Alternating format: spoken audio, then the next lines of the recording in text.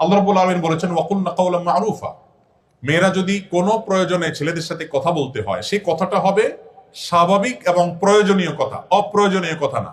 ইনবক্সে গিয়ে হাই, কি খাইলা, কি করো, এসব ফাও আলাপ করতে শরীয়ত নিষেধ করে। কারণ এই ফাও আলাপগুলো আমাদেরকে অনেক খারাপ পথে নিয়ে যায়। আমরা এই বিষয়ে সম্ভবত জগন্নাথ বিশ্ববিদ্যালয় সিরাজ সেমিনারে কথা বলার পর সেখানকার অ্যাক্টিং ভিসি মহোদয় বলেছিলেন যে ভাই, নিয়মিত এই ইস্যুতে আমাদের বিচার এবং দেন দরবার করা লাগে। ওই যে হাই থেকে শুরু হয়েছে, এরপরে নাই হয়ে গেছে। শুরু হয়েছে হাই থেকে, শেষ হয়েছে নাই দিয়ে। কি নাই? ক্যারিয়ার নাই হয়ে গেছে, ফ্যামিলি নাই হয়ে গেছে, বাবা মা নাই হয়ে গেছে, এমনকি মাথাও নষ্ট হয়ে গেছে।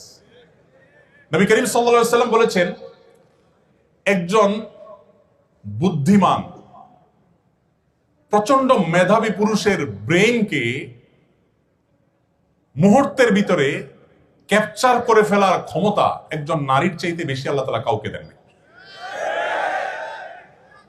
এটা কোনো নারীর নেগেটিভ দিক না, এটা নারীর নেগেটিভ দিক না, এটা তার পাওয়ারের জায়গা। আল্লাহ তাআলা পাওয়ার দিয়ে রেখেছেন। এজন্য একজন পুরুষ তিনি সতর্ক থাকবেন, সজাগ থাকবেন যে আমি কোনোভাবে যেন ভুল পথে পা না বাড়াই, অসময়ে অজাগায় হাই দিয়া যেন নাই হয়ে না যায়।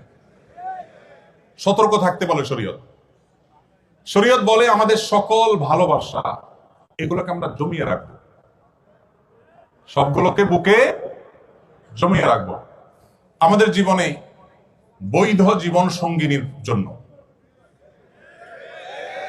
আর যদি রাস্তাঘাটে, অলিতে গলিতে, ক্লাসরুমে, মেসেঞ্জারের চিপা চাপায় ভালোবাসা যেখানে সেখানে বিলায় বেড়ান, জীবনে যখন ভালোবাসা নিজের বৈধ সঙ্গীকে নিবেদন করার প্রয়োজন হবে, তখন দেখবেন ভালোবাসার পুঁজিতে টান পড়ছে। তখন খুঁজার ভালোবাসা হাতে পাবেন না। এই জন্য যারা নিজের চরিত্রকে হেফাজত করে, এরা দেখবেন তাদের সম্পর্কগুলো অনেক প্রগাঢ়। স্বামী স্ত্রীর মধ্যে ভালোবাসা